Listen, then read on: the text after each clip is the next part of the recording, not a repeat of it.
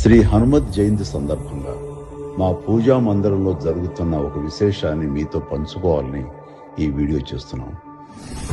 ప్రతి సంవత్సరం డిసెంబరు, జనవరి, ఫిబ్రవరి నెలల్లో సూర్యకిరణాలు సప్తవర్ణాలుగా మారి మా పూజా మందిరంలో ఉన్న హనుమంతుడిని పైనుంచి కింది వరకు స్పృశిస్తూ ప్రసరించడం చూస్తుంటే ఆ దృశ్యం, ఆ అనుభూతి మాటల్లో చెప్పలేనిది. ఇటీవల మనం అయోధ్యలో బాలరాముడి నుదుటిపై సూర్యకాంతి ప్రసరించి మెరుస్తున్న అద్భుతాన్ని చూశాం. అలాగే కోణార్క, అరసోలి దేవాలయాల్లో కూడా సూర్యకిరణాలు భగవంతుని తాకే విశేషం అందరికీ తెలిసింది.